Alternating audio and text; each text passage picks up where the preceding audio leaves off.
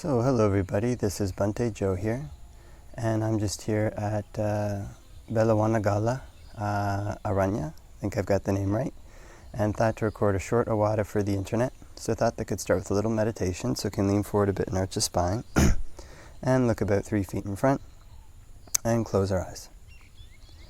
And can focus in on the breath, can know when it's coming in, and know when it's going out.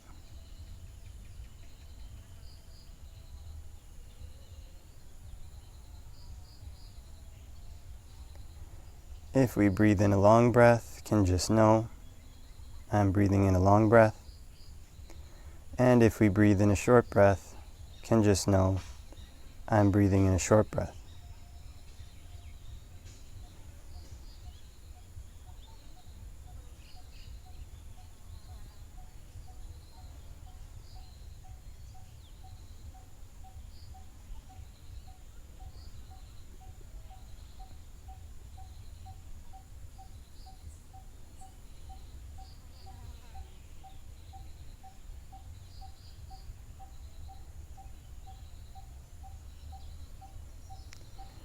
And can just pose the question in the mind, what would be a really comfortable way to breathe right now? And then one can just let the body respond on its own.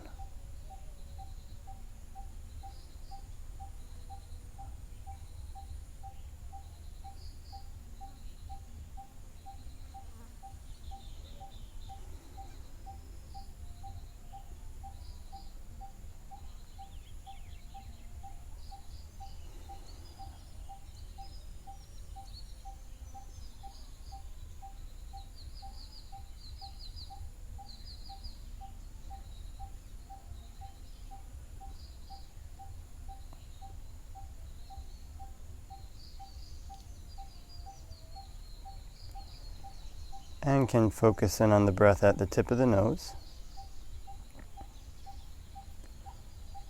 And when watching the breath at the tip of the nose, it can be good to make mindfulness as continuous as possible, being aware all the way through the in-breath, as the in-breath turns to the out-breath, all the way through the out-breath, and as the out-breath turns back to the in-breath again, trying to make mindfulness as continuous as possible.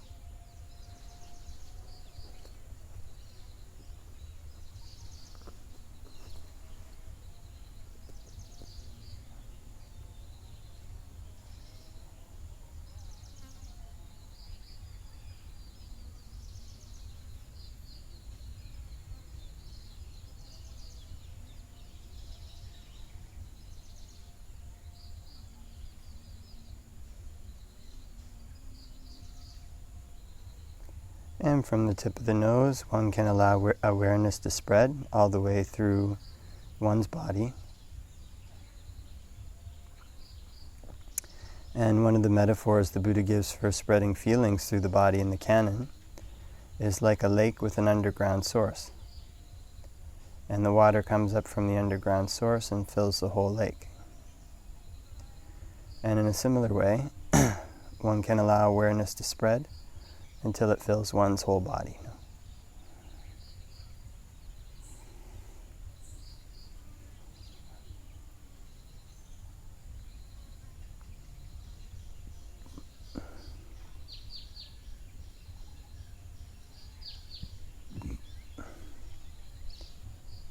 And with awareness filling the whole body, one can practice whole body breathing. And when practicing whole body breathing, it can be good to change one's perception of the breath, so that it's not just air that one is pulling in and out of the lungs, but it's a kind of energy that's all around and coursing through the body. And it's possible for one to pull it in and out of every pore in the body, almost like the body was a big sponge.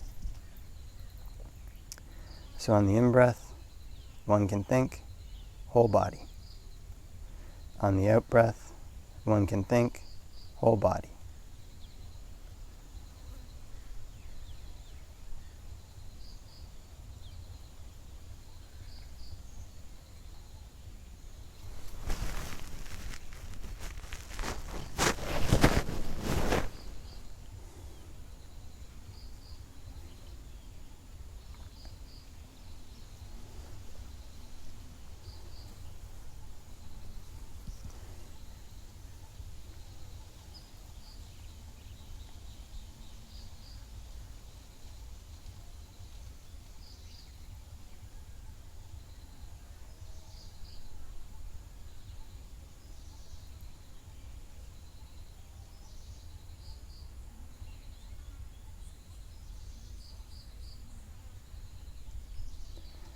And before we finish meditating, can spread thoughts of goodwill, wishing may all beings all around everywhere be happy and at ease. May they put in place the causes necessary to be happy and at ease.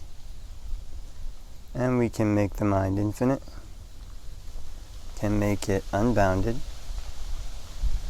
all the way to the ends of the universe and beyond.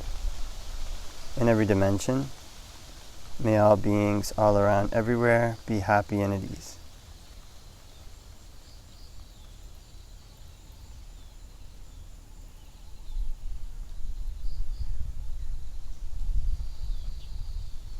We can open our eyes and do a short Ovada for the internet. Namo tassa bhagavato arahato samma sambuddhassa. Namo tassa bhagavato arahato samma sambuddhassa. Namo tassa bhagavato arahato samma sambuddhassa. Buddhaṃ saranang gacchāmi, Dhammāṃ saranang gacchāmi, Saṅghāṃ saranang gacchāmi. Tatiyampi Buddhaṃ saranang gacchāmi, Tatiyampi Dhammāṃ saranang gacchāmi, Tatiyampi Saṅghāṃ saranang gacchāmi. Tatiyampi Buddhaṃ saranang gacchāmi, Tatiyampi Dhammāṃ saranang gacchāmi, Tatiyampi Saṅghāṃ saranang gacchāmi. So hope that everybody's having a great day wherever it might be. And I'm actually on what they call a charika right now. It's kind of a wandering tour. So started at Tanjantena and then went down to Solitary Kuti, and I've stayed at a few different places since then. Most recently was a ancient cave monastery called Bambaragala. And now I've come to a monastery called Beralowanagala Monastery. And so one of the things on what they call this charika is that basically one is always shedding, one is not accumulating, because one stays in a particular place for a particular period of time and then moves on. So most of the time I went and stayed one night and then left in the morning and kept walking. And so most of the time, especially growing up, I remember being taught that happiness comes from possessing, not so much taught, but there was a background attitude that these various things that one can possess will bring some measure of happiness, and that's true, of course. But when one goes wandering homelessly, one basically one can learn to try to find happiness, one can train to try to find happiness in shedding, in renunciation. So when the Buddha was, he said when he was still an unenlightened bodhisattva, he didn't see the benefits of renunciation, so his mind didn't leap up at it. And when one is a lay person, one sees renunciation as a sheer drop-off, kind of giving away things, giving away one's house or one's family or one's cars or one's job, and then devoting oneself to spirituality seems like something that would be may seem like something that would be very unpleasant and very kind of difficult. But the Buddha points towards types of happiness that are found in the absence of things, types of happiness that are found when one doesn't have certain things. And these are, you might call, kind of happiness of absence, rather than a happiness of presence, of material things. So there's a sutta where the Buddha says, "Bhikkhus, this mind is radiant. It's basically covered by defilements that kind of arise." I can't remember the exact translation, but more or less the mind gets kind of covered. This kind of radiance gets covered. And so there's this type of happiness, there's this type of radiance in the mind that one can search for by shedding, one can search for through renunciation, one can search for through letting go and possessing little, trying to be attached to little, not having one permanent thing, one permanent place, well, maybe one permanent thing, one has certain possessions, but permanent places one moves around. And so what this tends to do is one focuses one's search less on the external things and more on one's mind. And kind of one can skim a little bit more lightly over the top of the world. So the Buddha led the way in this. He set the example. Outside of Vasa, he would spend his most of his time wandering, kind of going and staying at different places. And it would say he stayed at this place for as long as he found fitting, and then he left. He stayed at this place for as long as he found fitting, and then he left. And so there's a certain happiness in this, certain kind of freedom. It's actually a great freedom that comes when one relinquishes many things, one relinquishes many attachments, one relinquishes many responsibilities, and basically just has responsibility to look after one's mind and one's body, look after one's Dhamma practice. When one just has this as one's responsibility, there's a great freedom, because one can pick up and go when the time is right. One can stay when the time is right. And there's a happiness in this type of freedom. There's a happiness that can come from this type of freedom, because this type of freedom is very conducive to inward searching. It's very conducive to try to search for the meanings that the Buddha had us look for, search for the happiness that the Buddha had us look for, this happiness of absence, this happiness that comes when the things that one possesses, which cover happiness in the mind, are shedded, are relinquished. Now, of course, searching for this kind of happiness through renunciation, through relinquishment, isn't necessarily always something that would be easy, or necessarily always something that would be pleasant, even. As I remember, some people try to quit different things. They try to quit smoking, try to quit drugs. And when they first try to quit smoking, or they try to quit drugs, it's a very painful experience for them, kind of giving up smoking, giving up drugs. They're used to gaining happiness from these things, and when they don't have them, they don't have that happiness.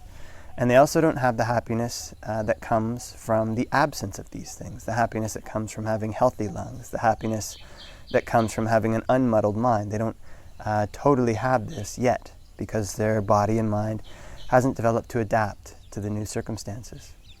So what they tend to have is this lack of what they used to rely on, and they don't have the benefits of where they're going to. And this is where this renunciation requires endurance. But for somebody who gives up smoking, they have this happiness, this health that comes from the absence of having blackened lungs, or this happiness, mental health that comes from the absence of always needing to look for a cigarette. And so in a similar way, when people look for shedding, when they look for renunciation, when they look for non-accumulation, there's types of happinesses that they can look for in the mind after that. Their meditation can become more of a refuge for them. They can look for happinesses in the development of the mind. And this kind of shedding and accumulation is very conducive to this. So the Buddha teaches that this mind is radiant. It's obscured by defilements that come.